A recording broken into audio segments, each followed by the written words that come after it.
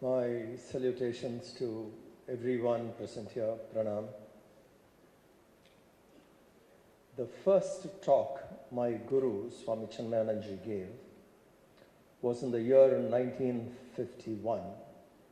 He was not known to the world that time. Even the Gita lectures he has not started. The very first talk he spoke was, "Let Hindus become Hindus."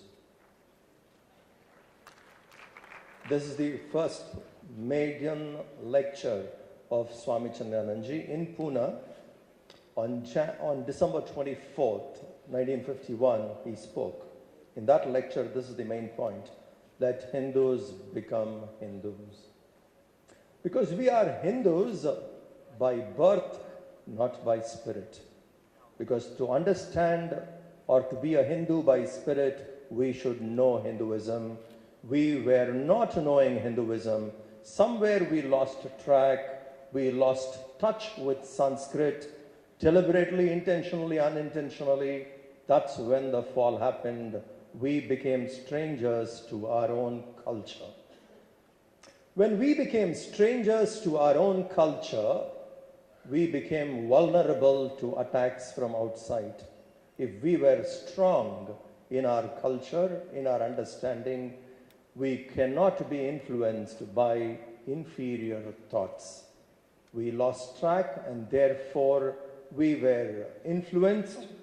There was a continuous attack on India of more than 1,000 years or so, continuous invasion, where we lived in fear, and then came the shrewd colonization by which we started disbelieving in our own culture. One was an age we lived in fear.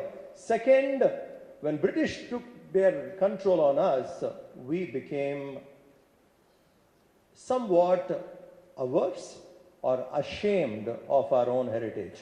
Now, that was the biggest impact of colonization. They made us look down upon our own culture, our own beliefs. We all became, not the village side, the convent-educated Indians and non-convent education Indians, two sections. Non-convent education Indians still did not know much about the culture as such, and the convent-educated Indians became anti-culture, most of them. Because we were carrying a Western mind in an Indian body. That was the effect of colonization. Most of us carry a Western mind in an Indian body, and that needs to change. Probably this symptom, in the last couple of years, we are seeing a great change in that. Indian is now thinking like an Indian in an Indian body. This is a great progress made. To make it more simple, the things which we were laughing about is something which we should take up and interpret it correctly. For example, to this august audience, let me ask you a question. If I have to talk to you about Narad Rishi, when I say Dev Rishi Narad, what comes to your mind? Be honest. Cunning. Huh? Cunning. Mischievous? Mischievous activity, goes around confusing people, puts one across another. No, most of them, sir. I asked you, that's the answer they gave, right? Here right now, I just got, this is how Indians look at Narad, which is a different from what Narad is.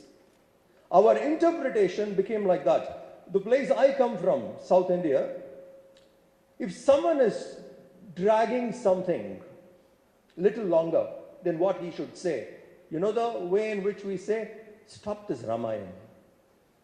If you are boring, if you are saying something longer, then the term used by Indians, by Hindus is stop this Ramayana. Now, this is not what it is. Ramayana is meant for liberation. Ramayana is meant for dharmic living. But the way in which casually we have brought down the sacredness of this to a ridicule is the colonized effect. Narad is also like that. Narad, we call him Devarishi, but how do we see Narad? A mischief monger going around. And dynamism of Narad is lost to very Indians. Let me tell you a little bit about Narad, so that this example can give us how we can decolonize and go back to the roots and interpret them correctly. For example, who is the biggest Don today in the world? Somebody from Dubai hiding in Pakistan? Okay, example. Is it possible to talk to him one-on-one and transform him?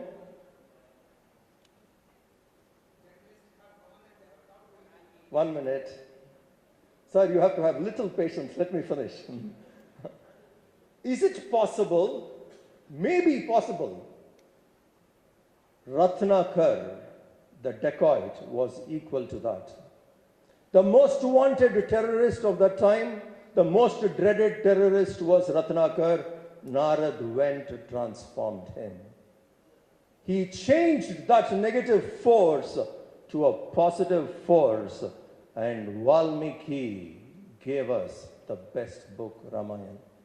Now think of Narad. What must be his dynamism to go and meet the most dreaded terrorist or wanted criminal, transform him, make him change, and that person becomes your supporter.